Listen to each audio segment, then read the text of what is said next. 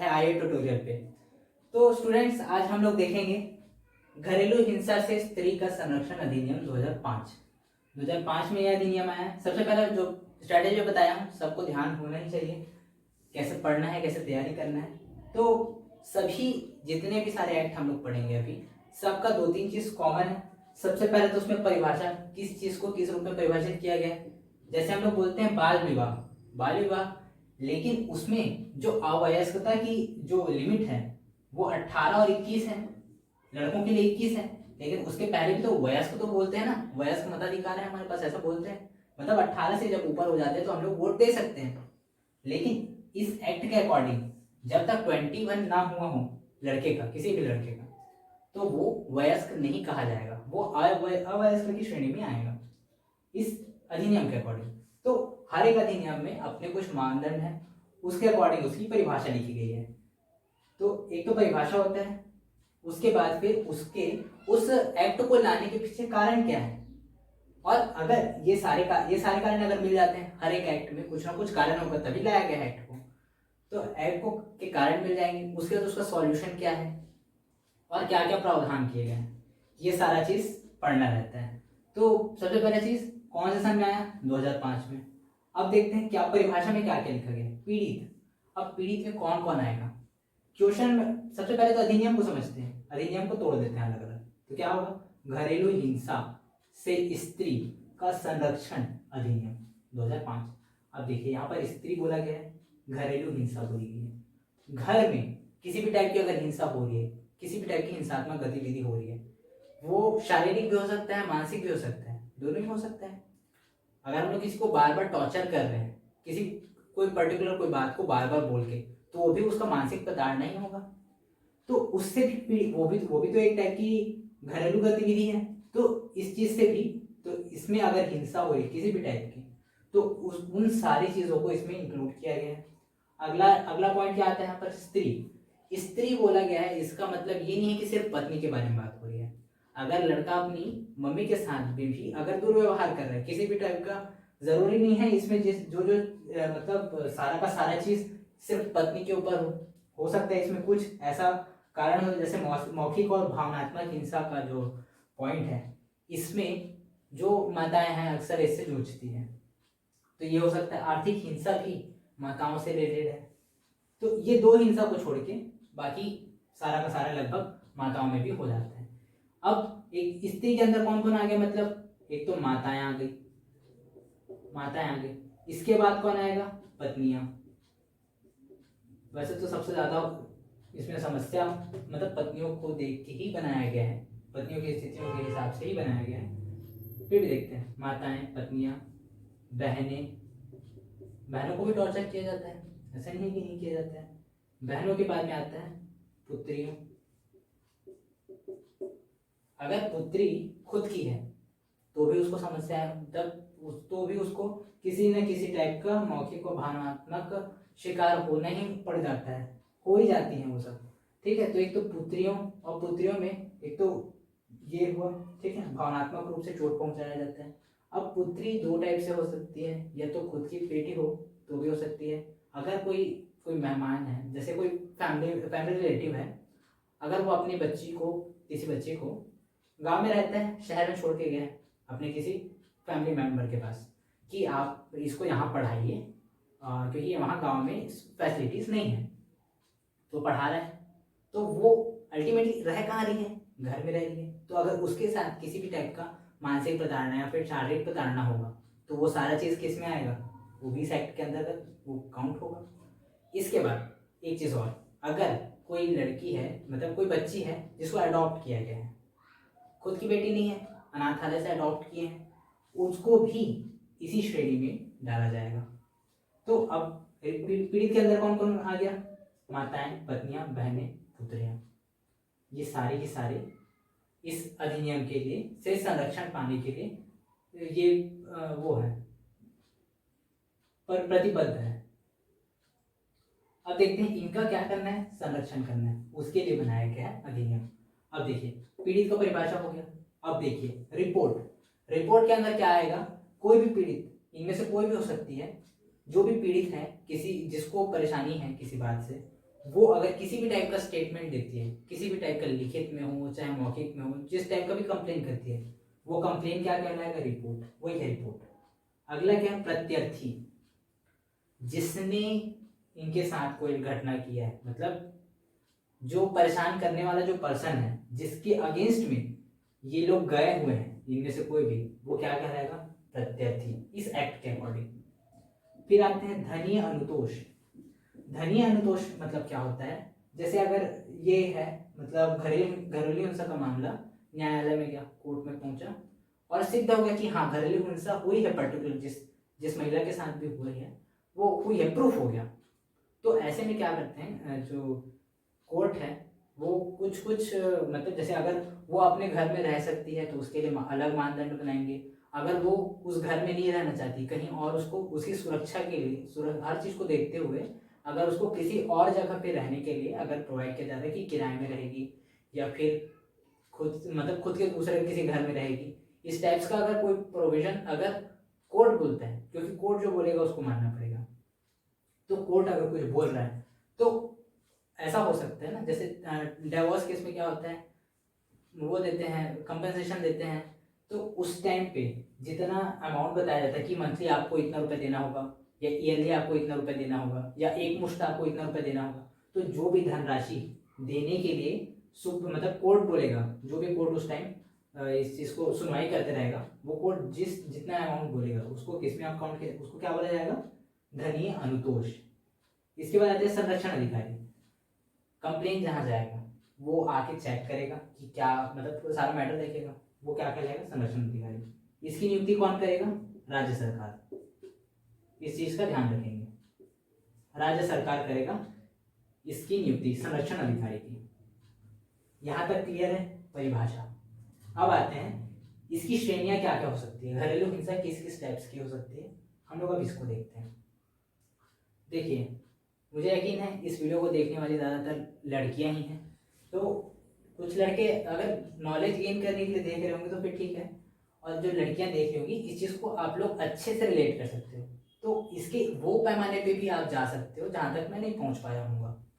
तो आप लोग इस चीज़ को और अच्छे से समझते जाइए। श्रेणी, किस किस श्रेणी में डिवाइड किया गया है। अच्छा, एक लास्ट चीज़ और बोलना चाहूँगा, इसके बाद ये मैटर कभी नहीं बोलूँगा मैं। ये जितने भी सारी चीज़ें बताने वाला हूँ मैं इस एक्ट में और जितने भी एक्ट में, ये सारे एक्ट में जैसे दिया गया मैं वैसा ही बता रहा हूँ, इसमें मेरे अपने कोई इनपुट नहीं है, बस समझाने का तरीका बस है। और इसमें अगर कोई बात ऐसी होगी जो मैं मजाक में अगर बोल डालूंगा अगर, तो उससे उस पर स्टार्ट करने से पहले मैं एक चीज़ बता दूँ कि जो भी बातें मैं बोलने वाला हूँ वो मेरी पर्सनल व्यूज नहीं है, जो एक्ट में दिया हुआ है मैं सिर्फ वही बताने वाला हूँ। तो ऐसा मत समझिएगा कि पर्टिकुलर किसी पर्सन को मैं ऐसे इंडिकेट करके बोल रहा हूँ।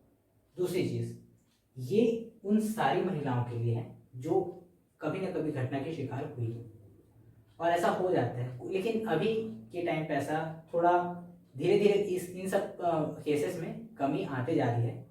तो ऐसा हो सकता है कि आप लोगों ने कभी इस टाइप का केस ना देखा हो, या फिर इसमें कोई बात ऐसे लगे कि वो बहुत ज़्यादा बढ़ा चढ़ा के बता रहे हैं, सर अतिशयोक्ति कर रहे हैं, लेकिन ऐसा नहीं है, वास्तविक घटना को ही बताया जा रहा है। ठीक है, तो सबसे पहले आते हैं श्रेणियां, इसको 4 श्रेणियों में बांटा गया। पहली है शारीरिक हिंसा। शारीरिक मतलब शरीर के थ्रू किसी भी टाइप की अगर हिंसा हो रही है या शरीर से रिलेटेड, मतलब अगर किसी को मारा पीटा जा रहा है तो फिर उसके शरीर में घाव बन सकता है, उसके शरीर जैसे हाथ पैर को, जैसे हाथ मोड़ दिए, ठीक है, और बेल्ट से मारते हैं कुछ लोग। तो इस तरह की घटनाएं जो होती हैं वो सारा जो शरीर को नुकसान पहुंचा है, जो शरीर के लिए सही नहीं है, जो शरीर के लिए सामान्य नहीं है, वो सारी की सारी जो घटनाएं क्या कहलाएगी? शारीरिक हिंसा में काउंट होंगी। अब इसमें बहुत सारी चीजें आती है, तो जैसे मारना पीटना, इसके अलावा एक चीज और भी आता है जो कि थोड़ा आर्थिक हिंसा से भी रिलेटेड है। अगर किसी महिला को उसके शरीर में कोई किसी टाइप की प्रॉब्लम है तो उसको इलाज की ज़रूरत है, लेकिन अगर इलाज प्रोवाइड नहीं किया जाता है या फिर इलाज प्रोवाइड करने से मतलब सामने वाले का इलाज ही ना हो पाए, अगर ऐसा कोई कोशिश किया जाता है तो ये भी किस में आएगा? शारीरिक हिंसा में ही काउंट होगा। कि पर्टिकुलर जैसे कोई सिर दर्द कर रहा है, क्रोसिन चाहिए, ज़रूरी है, बहुत सिर दर्द कर रहा है, लेकिन उसको लेने ही ना दिया जाए, उसके सामने रख दिया जाए लेकिन उसको खाने ना दिया जाए, वो परेशान हो जाए, ऐसा भी करते हैं लोग, तो किस में आती है? शारीरिक हिंसा में ही वो गिनती है उनकी। उसके बाद आते हैं लैंगिक हिंसा। लिंग के आधार पर अगर हिंसा होती है तो वो लैंगिक हिंसा है। जैसे इसमें दो चीज़ काउंट होता है, इसमें मारना पीटना भी आएगा, लेकिन ये बच्चियों से रिलेटेड है। बच्चियों को अगर मार रहे हैं, पीट रहे हैं, लड़की को मार रहे हैं लेकिन लड़के को नहीं मार रहे, तो ये भी एक। दूसरा आते हैं लैंगिक हिंसा। लैंगिक हिंसा में क्या होता है? अगर जो महिलाओं के लिंग को अगर किसी प्रकार, किसी भी तरह से, उसके बहुत सारे माध्यम हो सकते हैं, ज़रूरी नहीं एक दो हो, अलग अलग तरह के माध्यम हो सकते हैं। अगर किसी भी तरह की चोट पहुंचाई जाए तो वो सारी की सारी हिंसाएं किस में आ जाती है? लैंगिक हिंसा में। इसके बाद फिर आते हैं मौखिक और भावनात्मक हिंसा। देखिए हर एक को थोड़ा सा और, जब इस एक्ट के बारे में हम लोग थोड़ा सा और डीप में जाएंगे, थोड़ा जाना पड़ेगा क्योंकि, तो लेकिन मैं उतना ही डीप में ले जाऊंगा जहाँ तक कि आप लोग को सारा चीज़ याद भी रहे, क्योंकि ऐसा ये सब बस याद करना वो नहीं है। अब तरीका तरीका धीरे धीरे आप लोग को अपने आप समझ आएगा, लेकिन जब और डीप में जाते जाएंगे ना तब ये सारे चीज़ और खुल के सामने आएंगे। तो देखिए मौखिक और भावनात्मक हिंसा। मौखिक हिंसा में क्या आ जाता है? जैसे अगर बार बार जैसे कोई महिला है, ठीक है, उसकी बार बार बेटी बेटी हो रही है, बेटा नहीं हो पा रहा है, एक घर वालों को क्या कॉन्सेप्ट रहता है कि हाँ एक वो होगी, मतलब एक बेटा चाहिए, वारिस बोलते हैं, लड़कों को वारिस बोलते हैं, लड़कियों को क्यों नहीं बोलते पता नहीं। तो अगर एक बेटी मतलब एक बेटा चाहिए, ठीक है, बेटी आ जाती है, कोई दिक्कत नहीं, बार बार बेटी बेटी आ रही है, बेटा नहीं दे पा रही है, ऐसा करके बोलते हैं, मतलब ये हिंसा। देखिए हिंसा करने का जो प्रत्यर्थी होगा वो कोई भी हो सकता है, वो पिता भी हो सकता है, पति भी हो सकता है, पुत्र भी हो सकता है, या कोई परिवारजन भी हो सकता है। परिवारजन बोल दिया मतलब इसमें सास भी आती है, देवरानी भी आती है, जेठानी भी आती है, ननद भी आती है, सारे के सारे, मतलब जो पीड़िता है, पीड़िता को छोड़ के, अगर पीड़िता मतलब किसी भी पर्सन को अगर किसी भी टाइप का अगर समस्या हो रहा है तो वो सारा का सारा किस में आएगा? वो सारा का सारा घरेलू हिंसा में आएगा। वो पति ही करे ऐसा जरूरी नहीं, कोई और भी कर सकती है, सास कर सकती है, देवरानी कर सकती है, कोई भी कर सकती है। तो बोल के अगर किसी को टॉर्चर किया जाता है, बार बार बोल बोल के कि हाँ तू ऐसी है, तू ऐसी है, आप ऐसे हो वैसे हो, तो ये सारा क्या कहलाएगा? मौखिक हिंसा। भावनात्मक हिंसा भी यही है, थोड़ा डिफरेंस है। यहाँ पर बोल के हिंसा की जा रही है, मतलब बोल के टॉर्चर किया जा रहा है। यहाँ पर बिना बोले एक्सप्रेशन से ही अगर मतलब भावनात्मक रूप से टॉर्चर, मतलब अगर यहाँ पर मम्मी पापा को अगर कुछ बोल रहे हैं, किसी लड़की के मतलब बहू है, उसके मम्मी पापा के बारे में उल्टा सीधा बात बोल रहे हैं, वो सारा तो किससे? भावनाएं आहत होगी। तो ये सारी की सारी कौन सी हिंसा है? भावनात्मक हिंसा। और भावनात्मक हिंसा में ही ये वाला भी आ जाता है जो हमारा दहेज का है, दहेज भी आएगा इसमें। पहले इसको देख लेते हैं, उसके बाद फिर इसमें आते हैं। आप लोग अपने से ही इसको कैटेगराइज कर सकते हैं फिर ये सारे कारणों को। अब अगला आते हैं आर्थिक हिंसा। मतलब मौखिक और भावनात्मक, मतलब किसी भी टाइप से बोल के या फिर बिना बोले किसी भी टाइप का अगर मेंटली टॉर्चर कर अगर किया जा रहा है किसी भी पीड़िता को, तो वो किस में आएगा? मौखिक और भावनात्मक हिंसा की कैटेगरी में आएगा। फिर आते हैं आर्थिक हिंसा।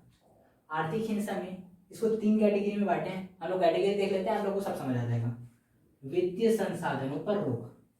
अगर महिला मतलब कि कोई महिला है, उसको कोई पत्नी है, ठीक है, महिला पत्नी, चलो महिला लेके चलते हैं, तो अगर उसको किसी भी टाइप से अगर थोड़ा बहुत पैसा वैसा उसका अर्निंग होता है कहीं से, या फिर जैसे अपने मायके गई है तो वहाँ से कुछ पैसे लेके आई है, अगर मम्मी पापा दिए हैं वहाँ, तो उसकी यूज़ पर रोक लगा दिए, या फिर उसको कोई दिया गया है, कोई सामान दिया गया है, उसको यूज़ करने ना दिया जाए। जैसे चूड़ी लेके आई है, नहीं ये नहीं पहनेगी, रोक लगा दी, तो ये किस में कहलाएगा? आर्थिक हिंसा में। आर्थिक मतलब आर्थिक किससे बना है? अर्थ से बना है। अर्थ मतलब क्या होता है? मनी। तो मनी से रिलेटेड अगर किसी टाइप की हिंसा घटना अगर हो रही है तो वो सारा किस में आएगा? इस श्रेणी में आएगा। अब वित्तीय संसाधनों पर रोक लगा देते हैं। दूसरा आते हैं घरेलू सामानों का विक्रय। अगर लड़की कुछ जो भी जैसे शादी के टाइम से, मतलब शादी के टाइम या फिर बाद में भी कभी अगर उसको किसी भी टाइप का उसके पास कोई भी चीज़ है, कोई भी आइटम है, उसकी संपत्ति है, जो भी आइटम है वो उसकी संपत्ति है, चाहे वो चूड़ी हो चाहे गहना हो, सारा चीज़ उसकी संपत्ति है। अगर उसको कोई बेच रहा है उसकी मर्जी के अगेंस्ट, बार बार मतलब विक्रय कर दे रहे हैं, उसके बाद फिर उसको यूज़ करने नहीं दे रहे हैं, तो इसका इसका इस मतलब ये भावनात्मक हिंसा से भी रिलेटेड है। ये सारा का सारा अपने आप में को रिलेटेड है, ऐसा नहीं है कि सब एक दूसरे से स्वतंत्र है, सब एक दूसरे से रिलेटेड है। तो अगर विक्रय कर दे रहे हैं, जैसे गहना बेच दिए, क्योंकि हम लोग को ये चाहिए तो गहना दो, हमको हमको बेचना है, हमको पैसे की ज़रूरत है, ऐसा बोल के उसका गहना बेच दिया। तो इस तरह की घटनाएं क्या कहलाएंगी, आर्थिक हिंसा के कैटेगरी में आएंगी। अगला है दहेज। दहेज दिए हैं वो कम है, फॉर एग्जाम्पल अगर दिए हमारे दिए वाली कंडीशन में अगर दिए हैं तो और कम है, तो फिर उसके लिए बार बार टॉर्चर किया जाता है, तो वो किस में आएगा, आर्थिक हिंसा में। अगर दहेज दिए ही नहीं है तो दहेज नहीं लाई है ऐसा करके शारीरिक हिंसा भी होती है, लैंगिक हिंसा भी होती है, मानसिक भावनात्मक हिंसा भी होती है। तो वो सारा का सारा किस कैटेगरी में आएगा, आर्थिक हिंसा में। अर्थ से रिलेटेड जितनी भी तरह की हिंसा हो वो सारा का सारा आर्थिक हिंसा में। मौखिक और भावनात्मक मतलब मेंटली अगर किसी टाइप से टॉर्चर कर रहे हैं तो वो आएगा मौखिक और भावनात्मक हिंसा में। लिंग के साथ मतलब लिंग से रिलेटेड अगर किसी टाइप की हिंसा हो रही है तो वो लैंगिक हिंसा में आएगी। शरीर में किसी भी अंग में अगर किसी तरह का प्रहार किया जा रहा है, मार रहे हैं, पीट रहे हैं, या फिर तो शरीर से रिलेटेड जितनी भी प्रकार की हिंसा होगी सारे का सारे किसमें आएगा, शारीरिक हिंसा की कैटेगरी में। तो ये चार आपस में सब कोरिलेटेड है, ऐसा नहीं है कि एक दूसरे से स्वतंत्र है, लेकिन उसके बाद भी हम लोग इसको कैटेगराइज कर दिए हैं। अब इसके क्या क्या कारण होते हैं, मतलब मैक्सिमम कंडीशंस में, वैसे तो कारण का कोई वो नहीं है, अगर किसी को मारपीट करना है तो वो बिना कारण के भी मारपीट कर देते हैं, इसमें कोई ये सिर्फ इतना ही है ऐसा नहीं, बहुत सारे केसेस और भी हो सकते हैं जिसका कोई आधार भी नहीं होता है फिर भी उनके साथ हिंसा कर दी जाती है।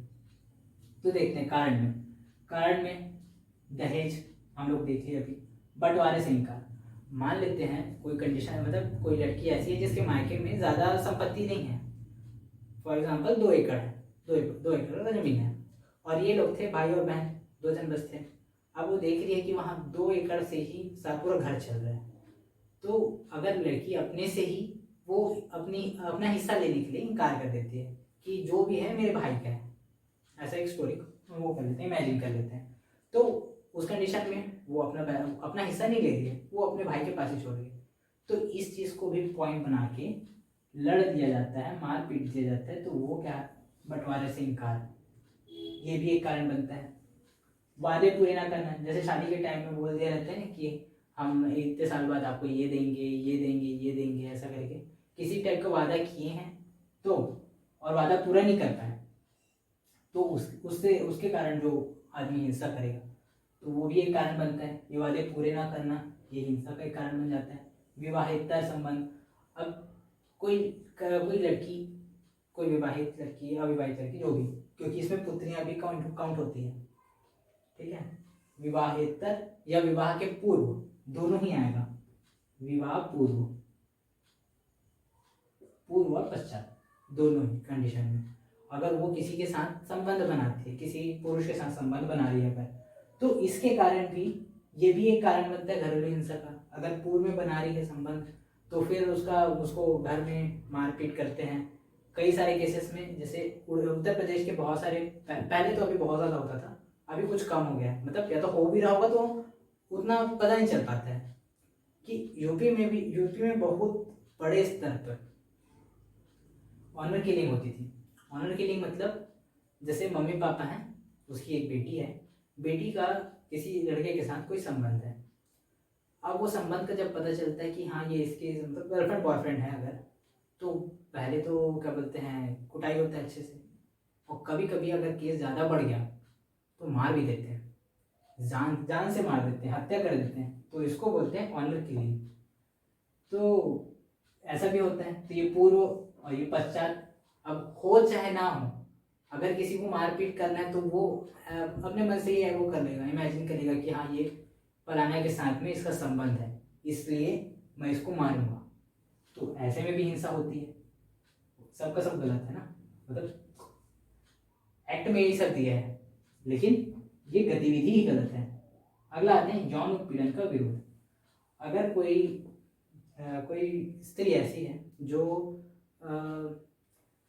यहाँ पर यौन उत्पीड़न से रिलेटेड, मतलब यौन उत्पीड़न का मतलब यहाँ पर ये है कि अगर कोई स्त्री सेक्स के लिए रेडी नहीं करना चाह रही है, या फिर अगर कुछ लोग होते हैं उनको बार बार चाहिए ऐसा वाला, तो उस चीज़ के लिए अगर रेडी नहीं है, या फिर बहुत सारे केसेस में ऐसा होता है जैसे सुहागरात के टाइम में भी लड़कियां रेडी नहीं रहती हैं, अनजान व्यक्ति है क्या है कैसा है कोई नहीं जानते, तो फिर रेडी नहीं होती। वो किसी भी टाइप से अगर रेडी नहीं है उसका, वो अपने साइड से रेडी नहीं, लड़की अपने साइड से रेडी नहीं है, लेकिन पुरुष उसको अगर फोर्सफुली उसके साथ सेक्सुअल असॉल्ट करता है, तो फिर वो सारा का सारा किस में आएगा, यौन उत्पीड़न में। तो उत्पीड़न का विरोध अगर कर रही है तो वो भी एक कारण बन जाता है कि बार बार मतलब मेरी इच्छा पूरी नहीं कर रही है, इस आधार पे मारपीट कर दिया जाता है, तो ये भी एक कारण है। गर्भधारण की अयोग्यता, अगर कोई लड़की गर्भधारण नहीं कर पा रही है, अब होता है बहुत सारे केसेस में ऐसा होता है कि लड़कियां मतलब या तो कम एज के कारण, या फिर उनके बॉडी में ही कुछ प्रॉब्लम रहती है जिसके कारण वो बेबी को कंसीव नहीं कर पाती है। तो ऐसे कंडीशन में कि मतलब न तो लड़का लड़की वाला ही बात नहीं है, यहाँ पर गर्भ ही धारण नहीं कर पा रही है, तो उस नाम से भी इसको बहुत टॉर्चर किया जाता है। तो एक ये कंडीशन, पुत्र प्राप्ति ना होना, जिसके बारे में अभी बता चुका हूँ मैं।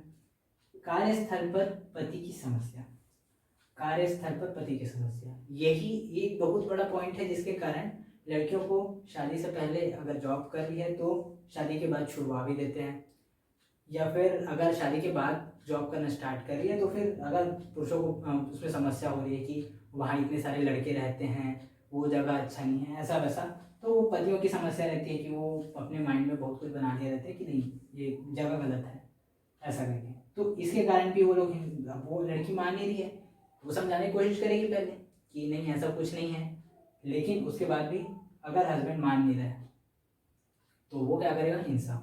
इसके बाद क्या आता है, महिलाओं का आगे बढ़ना। अगर कोई महिला ऐसी है, मतलब 2 पोस्ट है,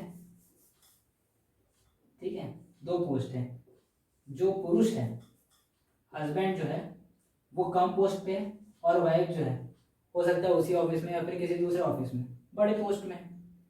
तो ऐसे में क्या होगा, इसको हमेशा एक वो निगेटिव बात इसके माइंड में ये रहेगा कि मेरे से आगे बढ़ रही है, मेरे से आगे कैसे बढ़ सकती है, मैं इसको आगे बढ़ने नहीं दूंगा, मैं इसको घर में बैठा दूंगा। तो इस तरह की समस्या है, उनको आगे बढ़ने नहीं देना है कि तुम हमसे बड़ी नहीं हो सकती। ये एक पितृसत्तात्मक सोच है जो कि अभी भी बनी हुई है, जो कि ये बहुत मतलब लड़कियों के आगे बढ़ने की बहुत बड़ी बाधक है। इसके बाद आता है नशा, किसी भी टाइप का, जो ये बहुत बड़ा मतलब समाज का बहुत सारा चीज़ इससे जुड़ा हुआ है। बहुत सारा मतलब समाज में बहुत सारी जो गलत आदतें हैं, गलत बातें हैं, सारे का ये एक मेन पॉइंट है, नशे की प्रवृत्ति। नशा कर रहा है, शराब पी रहा है, शराब पी के आया और मारपीट करने लग गया, उसको कोई रीज़न नहीं चाहिए रहेगा। इतने सारे रीजन बताया हूँ मैं, ठीक है, हो सकता है 1-2 और भी हो जो कि मैं इसमें लिख नहीं पाया हूँ, हो सकता है 1-2 और भी हो, लेकिन उसके बाद भी उसको क्या है, वो क्या है, नशे में आदमी होश खो बैठता है। तो वो उसको कोई कारण नहीं चाहिए, वो ऐसे ही हिंसा कर देगा।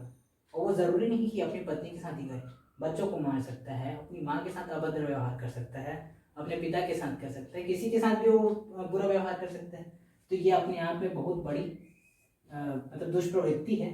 तो ये भी कारण बनता है। तो हमने क्या क्या देखा अभी तक, परिभाषा, किसके संग कौन कौन क्या है, पीड़ित क्या है, रिपोर्ट किस चीज़ को बोलेंगे इस एक्ट में, प्रत्यर्थी किसको बोलेंगे, धनी अनुतोष किसको बोलेंगे, संरक्षण अधिकारी कौन होगा, कौन नियुक्ति कौन करेगा, राज्य सरकार। इस चीज़ को ध्यान रखना, केंद्र सरकार करके भी ऑप्शन देगा देखना, लेकिन कौन करेगा, राज्य सरकार। अब श्रेणी क्या क्या है, शारीरिक हिंसा, जो घरेलू हिंसा है उसकी श्रेणियां हैं, शारीरिक हिंसा, लैंगिक हिंसा, मौखिक और भावनात्मक हिंसा, आर्थिक हिंसा। अब इसके क्या क्या कारण हैं जो एक्ट में बताए गए। दहेज है, देखिए मैं जितना शॉर्ट में लिखा हूँ नोट्स में आप लोग को इतना ही शॉर्ट में मिलेगा, और ज़्यादा अच्छा यही रहेगा आप लोग इतने ही शॉर्ट में अपने नोट्स को रेडी करें। नोट्स सभी बनाएंगे, अपना खुद का नोट्स बनाएंगे, पीडीएफ में भेजूंगा ज़रूर, लेकिन उसको प्रिंट करवा के अगर आप लोग पढ़ेंगे, वैसे वो ऑप्शन भी एग्ज़ाम पास में है तो फिर आप लोग वो भी कर सकते हैं, लेकिन बेहतर रहेगा कि आप लोग अपना नोट्स खुद से बनाएं, तो वो ज़्यादा अच्छा रहता है, ज़्यादा परफेक्टली बनता है। तो उसके फिर आते हैं दहेज, बंटवारे से इनकार, वादा, ठीक है, वादा, विवाहेतर संबंध, यौन उत्पीड़न का विरोध, गर्भधारण की योग्यता, पुत्र प्राप्ति न होना, कार्यस्थल पर पति की समस्या, महिलाओं का आगे बढ़ना, नशे की प्रवृत्ति। अब आगे देखते हैं परिणाम। इसके परिणाम क्या क्या होते हैं, लेकिन इससे पहले एक बार एक जो एग्जाम के पर्सपेक्टिव से एक और चीज़ भी इम्पोर्टेंट है कि इसके बारे में जानना। इस एक्ट में कितने अध्याय हैं? टोटल 5 अध्याय हैं। कितनी धारा हैं? 37 धाराएं हैं इस एक्ट में। अब इस एक्ट को लागू कब किया गया, ये डेट भी इम्पोर्टेंट है, 26 अक्टूबर 2006।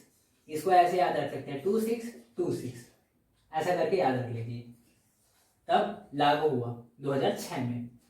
तो अब देखिए इसके परिणाम क्या क्या होते हैं। जो इतना घरेलू हिंसा हो रही है तो उसके क्या क्या परिणाम निकल के आते हैं, उन सारी चीज़ों को देखते हैं। तो सबसे पहले तो मूल अधिकारों का हनन हो जाता है जो महिलाओं को स्पेशली मिला है बिकॉज दे आर फीमेल।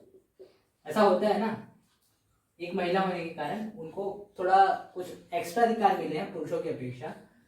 तो वो क्या है, उनके मूलभूत अधिकार है, उनका हनन हो रहा है, डायरेक्टली हो रहा है, इनडायरेक्टली भी होता है, लेकिन डायरेक्टली तो हो ही रहा है।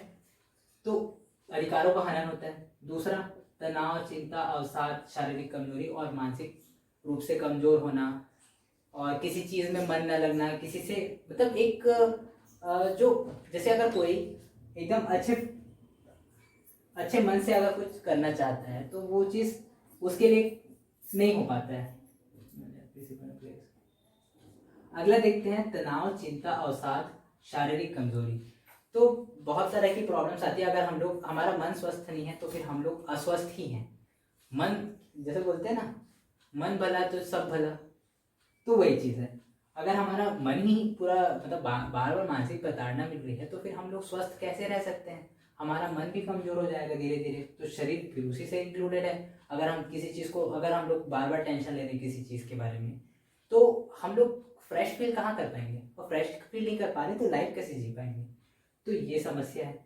अब परिवार से हार्दिक संबंधों की समाप्ति।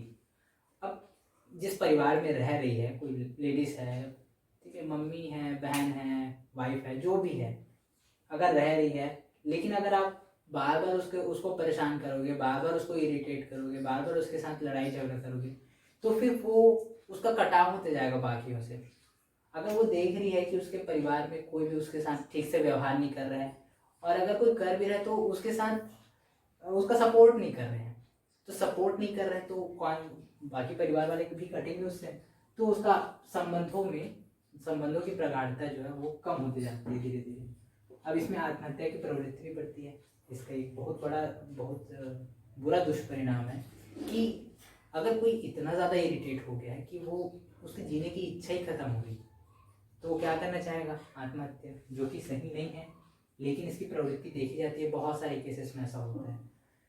अब अगला, सामाजिक असंतुलन। ये वर्ड अपने आप में बहुत सारी चीज़ें इंक्लूड करता है। सामाजिक असंतुलन कैसे होगा, एक एग्जाम्पल के तौर पे समझते हैं तो फिर आप लोग को ज़्यादा अच्छे से समझ आएगा। एक परिवार है जहाँ ये सारी घटनाएं घटित होती हैं।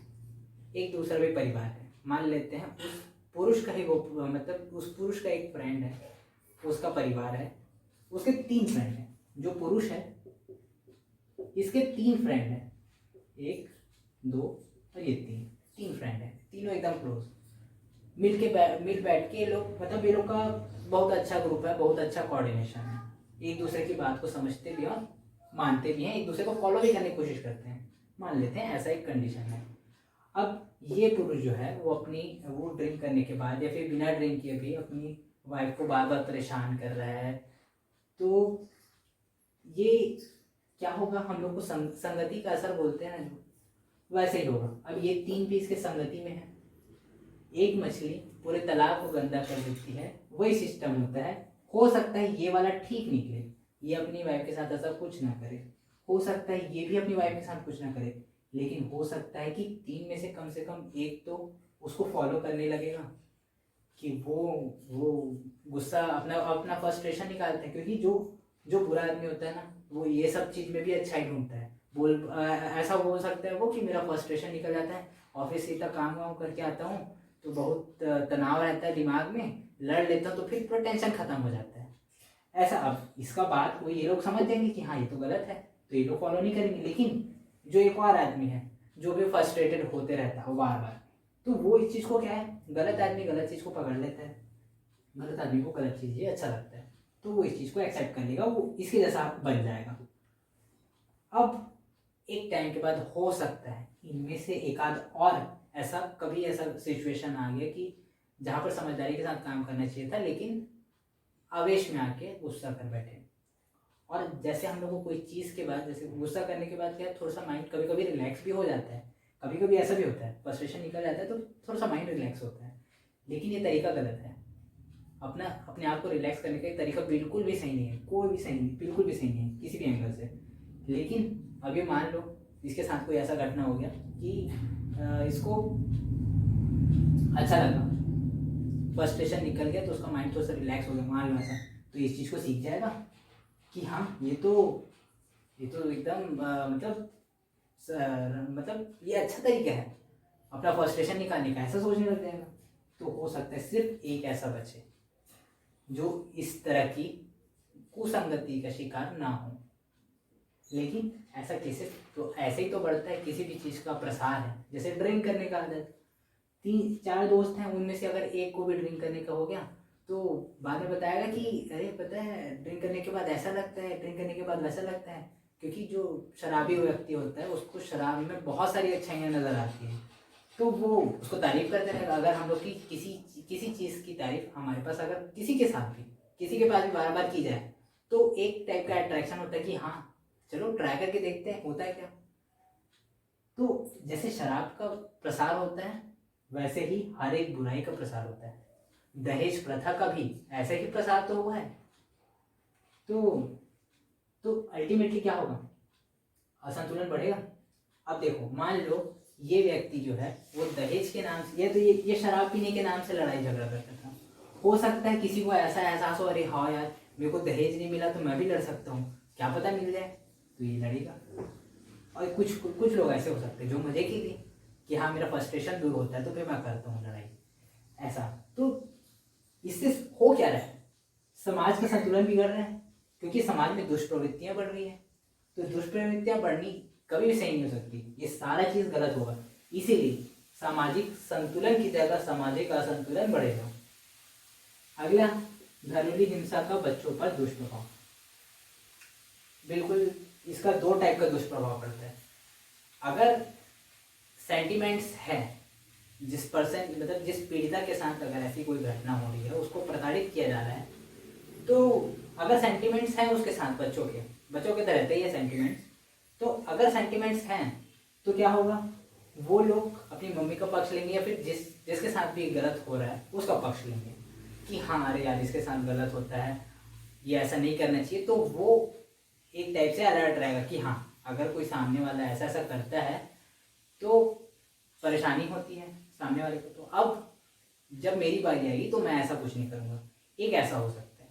लेकिन दूसरा क्या हो सकता है कि मेरे पापा तो मारते थे तो जब मैं बड़ा होऊंगा तो मैं भी मारूंगा, होता है ऐसा। ये कोई एकदम नया चीज नहीं है, बच्चे जो देखते हैं वही सीखते हैं, गलत चीज देखेंगे तो गलत चीज सीखेंगे, तो बच्चों पर भी दुष्प्रभाव देखिए। तो ये सब क्या देख लिया हम लोग, परिणाम क्या क्या परिणाम निकलते हैं, तो अल्टीमेटली देखा जाए तो समाज पूरा असंतुलित हो जाता है। अब देखिए कुछ अधिकारियों की नियुक्ति की जाती है ताकि महिलाओं का संरक्षण किया जा सके। अब वो कौन कौन है, मैं वैसे तो मतलब इस चीज से रिलेटेड कोई भी किसी भी अधिकारी के पास जाओ तो वो एक अच्छा संरक्षण प्रदान करेगा, लेकिन पर्टिकुलर बनाया गया उसके बारे में देखते हैं। अधिकारी सबसे पहले सबसे इंपॉर्टेंट है संरक्षण अधिकारी। संरक्षण अधिकारी प्रत्येक जिले में एक होगा, और अगर कोई जिला जैसे कोई बहुत बड़ा जिला है या फिर कोई जिला ऐसा है जहाँ बहुत सारी घटनाएं होती है, तो वहाँ उस जिले के हिसाब से, जैसे हर जिले में एक तो रहेगा ही, लेकिन अगर जरूरत और की है तो और मतलब एक ही जिले में 2 से 3 भी हो सकते हैं। इसका कोई लिमिट सेट नहीं की है कि हाँ एक जिले में मैक्सिमम 3 हो सकते हैं, 4 हो सकते हैं, 5 हो सकते हैं, कोई लिमिट सेट नहीं किया गया। वो ज़रूरत के हिसाब से होगा, लेकिन हर जिले में एक तो होगा ही। पुलिस अधिकारी में सबसे इंपॉर्टेंट इसमें होगा SHO, जो थाना अध्यक्ष होता है।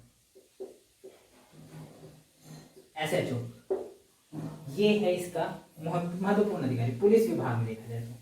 सेवा प्रदाता मतलब देखिए सेवा प्रदाता में कौन कौन आएंगे? NGOs।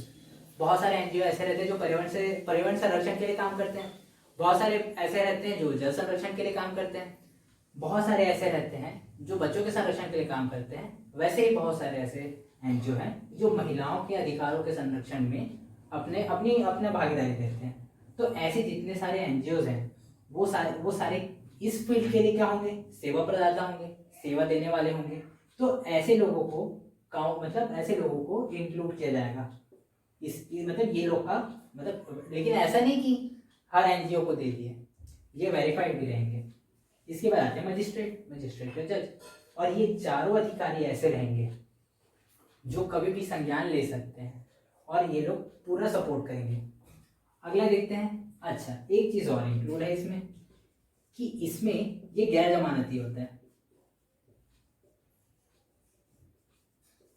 अगर कोई कंप्लेन किया गया तो जब तक ये सबसे पहले तो गिरफ्तार किया जाएगा, उसमें जमानत नहीं मिलेगा, क्योंकि आपको किस आधार पे किया जा रहा है?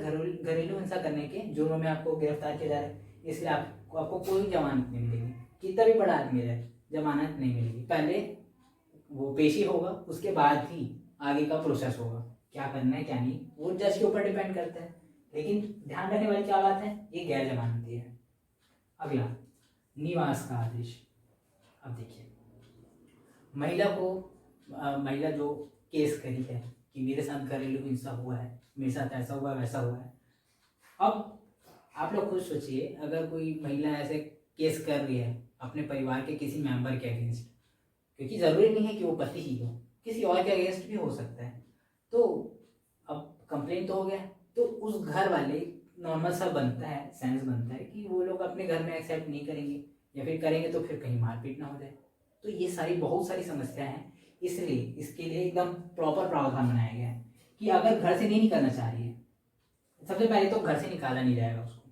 अगर वो खुद नहीं निकलना चाहती, अगर वो उसी घर में रहना चाहती है, तो वो उसको कोई निकाल नहीं सकता, पीड़िता को कोई नहीं निकाल सकता। अगर वो रहना चाहती है तो, नहीं रहना चाहती है कहीं और रहना चाहती है, वो उसके ऊपर डिपेंड करता है। अगर वो उसी घर में रहना चाहती है तो उसको नहीं निकाला जाएगा। लेकिन जो प्रत्यर्थी है, मतलब जिसने ये घटना जो गुनहगार है, उसको तो निकाल दिया जाएगा। अगर ये कहती है कि नहीं मैं उसके साथ नहीं रह सकती, तो पीड़िता को नहीं निकाला जाएगा, जो जिसने पीड़ा दी है उस प्रत्यर्थी को निकाला जाएगा घर से। अगला, घर के हिस्से में प्रवेश पे निषेध। अगर दोनों एक ही घर में रहते हैं, सपोज दोनों मतलब पीड़िता को भी कोई प्रॉब्लम नहीं है कि वो घर में है, उससे कोई प्रॉब्लम नहीं है उसको, तो दोनों एक साथ रहेंगे एक ही घर में। तो ऐसे कंडीशन में क्या है, घर के जिस हिस्से में पीड़िता रह रही है उस हिस्से में वो प्रवेश नहीं कर सकता, उसको एंट्रेंस बंद रहेगा, निषेध रहेगा। और अगर इस चीज की अवहेलना करता है तो फिर उसके लिए सजा है। फिर ये कंप्लेन कर सकती है कि मेरे हिस्से में आया ये ऐसा करके, या मेरे हिस्से में आई ये, तो ये प्रवेश पे निषेध रहता है। अब अगला, किराए का घर।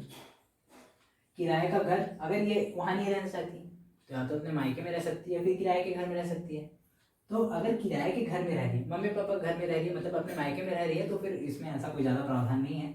लेकिन अगर किराए के घर में रह रही है तो उसको वो ऐसे ही किराए के घर में रह सकती है जैसा उसका ससुराल है।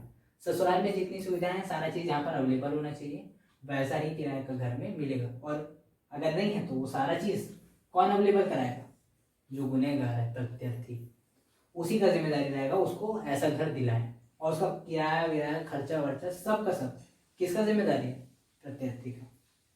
अगला, स्त्री धन या संपत्ति पे, जैसे अगर उसके कोई ज्वेलरी पे कब्जा उब्जा करके रखे हैं कि नहीं हम लोग नहीं देंगे, आप वो कर दिए हो, आप केस कर दिए हो, या फिर केस नहीं किए हैं तो भी पहले से अगर रखे हुए हैं, तो अगर ऐसा कोई भी संपत्ति है जो उस पीड़िता का है, जिस पे कब्जा करके रखा गया है उसको नहीं दिया जा रहा है, तो उसको उसका कब्जा को खत्म किया जाएगा, सारा का सारा चीज उसको अवेलेबल कराया जाएगा जिस पे उसका अधिकार है। अगले नंबर पे आते हैं आर्थिक सहायता। बिना अर्थ के आजकल कुछ नहीं होता, आज का कहीं कभी कभी कुछ नहीं होता। तो उसको अब वो बाहर रहेगी, अगर अपने घर में नहीं रह रही, घर में भी रह रही है तो भी उसकी कुछ पर्सनल नीड्स होंगी, उसको पूर्ति कौन करेगा? प्रत्यार्थी। और इस प्रत्यार्थी को क्या क्या चीज पे करना होगा? पहली बात तो हानि पूर्ति, मतलब अगर किसी चीज का वो नुकसान कर दिया है या जैसे कोई उसका इम्पोर्टेंट चीज रहेगा उसको तोड़ दिया है, तोड़ फोड़ दिया है, या फिर जैसे उसका ज्वेलरी है, कंगन है, या उसका कोई भी पर्सनल जो चीज़ है उसको अगर वो नुकसान पहुंचाया है पर्टिकुलर पर्सन जो है, तो उसको उसका मुआवजा देना पड़ेगा, पहली बात। दूसरा चिकित्सकीय खर्च, उसको चिकित्सा में जो भी खर्च आ रहा है, अगर जैसे मारपीट किए हैं तो मारपीट में मतलब उसको उसका जब दवाई वगैरह तो चलेगा, ड्रेसिंग चलेगा, दवाई चलेगा, ये सबका जितना भी खर्च होगा सारा कौन पे करेगा? प्रत्यार्थी। अब ये सारा चीज को पे करेगा। साथ ही अब चिकित्सकीय खर्च में एक चीज और भी आता है, अगर कोई बहुत ज्यादा मानसिक प्रताड़ना झेली हुई है कोई स्त्री, तो उसको क्या करेगा? उसको एक साइकोलॉजिस्ट के पास भी जाना पड़ेगा। तो साइकोलॉजिस्ट के पास जा रहे हैं, वो डायरेक्ट मतलब मारपीट वाला भी, तो इसमें दोनों चीज है, शारीरिक और मानसिक दोनों टाइप से अगर परेशान किया जा रहेगा तो उसको जिस तरह की उसको ट्रीटमेंट का जरूरत रहेगा, सारा ट्रीटमेंट कौन अवेलेबल कराएगा? प्रत्यार्थी। आगे आते हैं अभिरक्षा और मुआवजा। मुआवजा डिसाइड कौन करेगा? मजिस्ट्रेट। अगला देखिए अभिरक्षा। अब अभिरक्षा किसका किया जाएगा? सबसे पहले तो किसका किया जाएगा? तो दो लोग हैं, एक तो है पीड़िता और एक है बालक। बालक मतलब लड़के लड़की दोनों, मतलब उसके दो भी बच्चे होंगे, उनको इंक्लूड किया जाता है। तो अभिरक्षा किसका किसका किया जाएगा? पीड़िता का और उसके साथ जो भी बच्चे हैं उसका। अगर देखिए, लेकिन ये वाला केस तब आएगा जब जज को ऐसा लगता है कि जो प्रत्यार्थी है इसके साथ रहना सही नहीं है, मतलब जो बच्चे हैं उनको, जो पीड़िता है उनके साथ रहना ज़्यादा सही रहेगा। तो वो ये जज के ऊपर डिपेंड करता है कि वो किसको सौंप रहा है, किसको हैंड ओवर कर रहा है। ठीक है, तो अगर पीड़िता के साथ रह रहे हैं तो पीड़िता और बालक इन दोनों का जवाबदारी किसके ऊपर रहेगा? जो इस हेतु या तो पीड़िता अपनी साइड से बोले कि हाँ मैं इसके साथ, मतलब ये मेरी रक्षा करने में सक्षम है, मेरा भाई, मैं अपने भाई के साथ रहूंगी या फिर अपने पापा के साथ रहूंगी, ऐसा करके, तो वो इस चीज़ को, ये किसके ऊपर डिपेंड करता है? मतलब पीड़िता के ऊपर। अब एक चीज़ और, बालक, ठीक है, अब देखिए ये हो सकता है, एक हस्बैंड वाइफ का केस देख लेते हैं, हस्बैंड वाइफ और एक बच्चा। तो अगर जज को ऐसा लगता है या फिर पीड़िता के मतलब पीड़िता जो है वो अगर ऐसा बोलती है, कहती है कि जो मेरे बच्चे हैं उनको प्रत्यार्थी से किसी भी तरह का खतरा हो सकता है, मतलब जरूरी नहीं है जान माल का, लेकिन उसके साथ उसका आसपास रहना सही नहीं है, अगर ऐसा पीड़िता कह देती है तो क्या होगा? बालक मतलब जो भी बच्चे रहेंगे उनके मिलने पर प्रतिबंध लग जाएगा। प्रत्यार्थी इनसे मिल ही नहीं सकता, न इससे मिल सकता है न इससे मिल सकता है, सीधा सीधा टोटली मना कर दिया जाएगा। और अगर इस चीज को नहीं मानते तो फिर उसका अलग सजा है। और सारा सजा कौन डिसाइड करता है? मजिस्ट्रेट या जज। मैक्सिमम इस केसेस में सजा होती है 3 वर्ष की, इसको याद रखिए, मैक्सिमम 3 वर्ष का रहेगा। साथ में जुर्माना भी हो सकता है या फिर अलग अलग, मतलब या तो सिर्फ जेल, या तो सिर्फ जुर्माना, या फिर जेल और जुर्माना दोनों एक साथ, तीनों ही कंडीशन हो सकता है। अब देखिए हमने इतना सारा चीज जान लिया, अब आते हैं जो स्पेशल पॉइंट्स हैं जो जिसके ऊपर डायरेक्टली क्वेश्चन बन सकते हैं उस पर। यूएन डिक्लेरेशन, यूनाइटेड नेशंस, जो कि एक बहुत बड़ी संस्था है, शायद वर्ल्ड की शायद नहीं, वर्ल्ड की सबसे बड़ी संस्था है जिसमें सारे देश के सदस्य हैं, 2-3 देशों को छोड़ के। तो उसमें जो डिक्लेरेशन निकाला गया, अलग अलग टाइम पे अलग अलग चीज़ों पे डिक्लेरेशन आता है कि घोषणा होती है कि ऐसा ऐसा होना चाहिए। जैसे बाल अधिकार से रिलेटेड आया था, ये वाला आया घरेलू हिंसा से रिलेटेड। तो इसके डिक्लेरेशन को वैसे मानना बाध्यकारी नहीं रहता देशों के लिए, लेकिन ये निर्देश रहता है। निर्देश और आदेश में इतना ही अंतर होता है। निर्देश अगर दिया जा रहा है तो फिर आप ऐसा कर सकते हैं, ऐसा करके बता रहे हैं, और आदेश दे रहे हैं मतलब आपको करना ही है। तो ये निर्देश रहता है, निर्देश की कैटेगरी में आता है।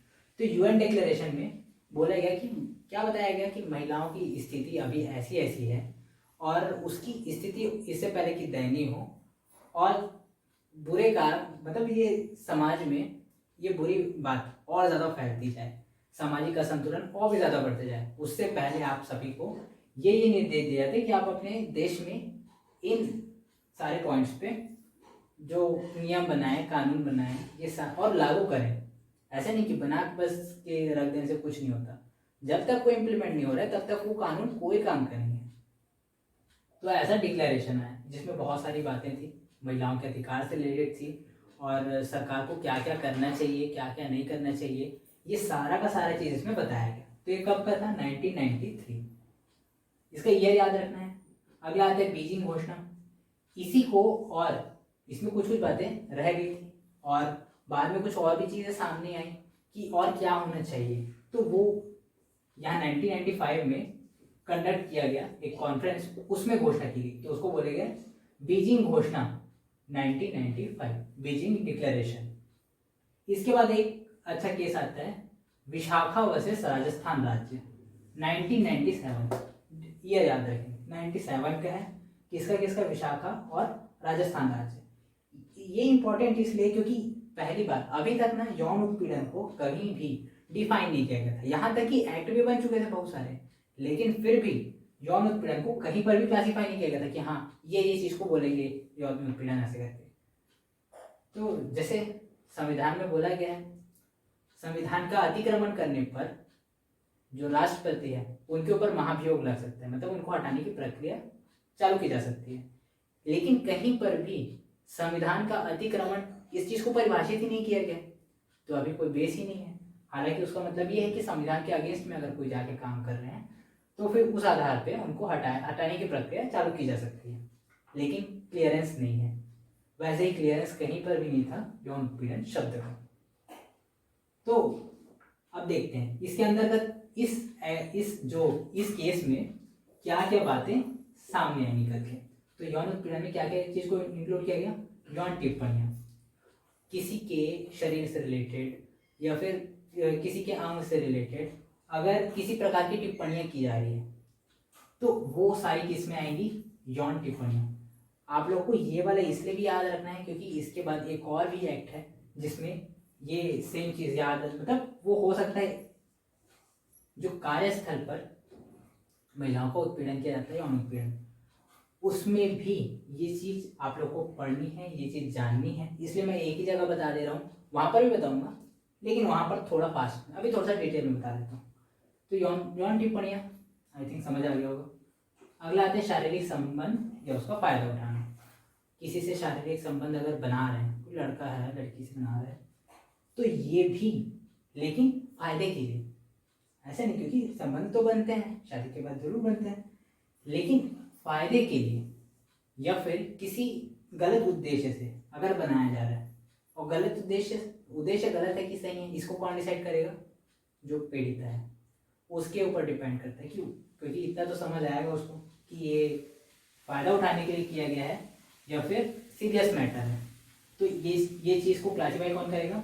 एक तो कोर्ट डिक्लेयर करेगा, लेकिन क्लासीफाई कौन करेगा? पीड़िता, जिसके साथ ऐसा गलत काम हुआ है। अगला देखते हैं क्या है? अश्लील फिल्में दिखाना। मतलब या तो वो पॉर्न हो सकता है या फिर हो सकता है एक्सोटिक सीन्स जो होते हैं, आजकल मूवीज में बहुत रहते हैं, वेब सीरीज में भी आते रहते हैं। जैसे अभी केस भी हुआ था राजकुंद्रा वाला, उनका कहना था कि that's not a porn, that's an exotic porn या फिर सॉफ्ट पॉर्न करके एक नया धारणा दे दी, सॉफ्ट पॉर्न, कि वो पॉर्न नहीं है, बस एक्सोटिक सीन्स हैं उसमें। लेकिन ये भी इंक्लूड होता है, अगर ये क्लासिफिकेशन हो गया है मतलब ये भी आएगा, किसी भी टाइप का पॉर्न। तो एक तो ये चीज ठीक है, एक्सोटिक सीन्स जो है वो दिखा रहे हैं, अगर किसी का मतलब किसी मूवी का अगर सीन निकाल के दिखा रहे हैं तो ये क्या है? अल्टीमेटली क्या है? ये अश्लीलता है, और ये फिल्मों के रूप में है। तो अगर किसी भी टाइप का दिखाया जा रहा है, फिल्म में ही नहीं, अगर कोई फोटो भी दिखा रहे हैं, अश्लील फोटो कोई सेंड भी कर रहा है, तो ये सारा का सारा चीज किस में आ जाता है, यौन उत्पीड़न की श्रेणी में कैटेगराइज कर दिया जाता है। इसके बाद फिर आते हैं यौन संबंधों की मांग करना या निवेदन करना। या तो सीधा सीधा इसको समझाने की जरूरत नहीं है, थी कोई मांग कर रहा है या फिर रिक्वेस्ट कर रहा है कि चलो चलो चलो ऐसे करके, तो फिर ये भी किस में आएगा, हुआ नहीं है लेकिन ये अगर मांग भी कर रहा है और जो महिला है जो पीड़िता है उसको उसकी मर्जी के अगेंस्ट है, तो वो सारा का सारा चीज किस में आएगा, यौन उत्पीड़न में। लेकिन अगर राजी है तो फिर उस चीज को कैटेगराइज नहीं किया जाएगा, इस चीज को ध्यान रखेंगे। दूसरा अगला आता है मौखिक या अमौखिक यौन आचरण। अब देखिए ये अपने आप में बहुत सारा चीज इंक्लूड कर लेता है। यौन आचरण में बहुत सारे चीज होते हैं, जैसे अगर किसी को कोई इशारा कर रहा है, ठीक है, या तो मतलब 2-3 तरीके से इशारा हो सकता है, या तो आंखों से इशारा कर रहा है, इशारा मतलब इशारा किसी भी तरह से अगर किया जाए, अगर बोल के कर रहे हैं, बोल के इशारा कर रहे हैं, ठीक है, बोल के गलत गलत बातें बोल रहे हैं तो एक यौन टिप्पणियों में भी ये भी आता है यौन आचरण का। मौखिक यौन आचरण क्या कहलाएगा, यही तो है मौखिक टिप्पणियाँ, मतलब यौन टिप्पणियाँ, ठीक है। तो या तो बोल के या फिर जैसे मैसेज के थ्रू या फिर इशारे के थ्रू किसी भी तरह से अगर किया जाए तो वो सारा चीज़ किस में आ जाता है, यौन उत्पीड़न में। इवन अगर किसी लड़की को ये चीज़ अच्छा नहीं लग रहा है कि कोई उसको सीटी मार रहा है, तो वो भी यौन उत्पीड़न की श्रेणी में ही आएगा। अब देखिए ये चैप्टर बहुत ज़्यादा लंबा चलेगा क्योंकि ये है ही, लेकिन एक बार इतना डिटेल में बताया हूँ, इससे ना आप लोग को एक रोड मैप तैयार हो जाएगा। टाइम बहुत लग रहा है लेकिन ये एक रोड मैप बन जाएगा कि आपको किस किस तरह से पढ़ना है, किस दिशा में आपको गाड़ी ले जानी है, सारा चीज़ इसमें आप लोग को और ये तो एक बहुत बड़ा पोर्शन कवर हो गया जो हम पढ़ने वाले हैं आगे, कि जो कार्यस्थल पर महिलाओं का यौन उत्पीड़न निवारण अधिनियम जो है उसको पढ़ने वाले हैं। उसमें तो ये सारा चीज़ को उस टाइम बताना ही था। अब उस टाइम पे क्या किया जाएगा, पूरा चीज़ को बताया जाएगा लेकिन थोड़ा ब्रीफ में, यहाँ पूरा डिटेल में पढ़ चुके हैं। तो ये सारा का सारा चीज़ हुआ आप लोग का घरेलू हिंसा अधिनियम के अंतर्गत, ये सारी चीज़ आती है। इसके बाद अब एक एक करके सारा जो जितना भी सारा एक्ट है सारा एक एक करके किया जाएगा, एक एक दिन में, मतलब एक एक लेक्चर में एक एक एक्ट किया जाएगा। इसके अलावा आप लोग के सिलेबस में जो योजनाएं हैं उनका अलग से क्लास चलेगा, उनको भी पूरा को इंक्लूड करना है, तब आप लोग का जो 40 नंबर है वो पकेगा। और देखिए ईमानदारी से जितना आप लोग पढ़ेंगे, जितना चीज़ यहाँ पढ़ाया जा रहा है उतना चीज़ को अगर आप लोग अच्छे से पढ़ते हैं ईमानदारी के साथ, तो आपका देखिए किसी भी टीचर का ये पूरा मतलब 100% हमारा नहीं होता, हमारा होता है 40%, और जो आपका 60% रहता है ये मेहनत होती है आपकी। आप जितना ज़्यादा मेहनत करेंगे उतना ज़्यादा आपका मार्क्स आएगा, उतना ज़्यादा आपके आगे बढ़ने का चांस बढ़ेगा। तो आज के लेक्चर में सिर्फ इतना ही। Thank you.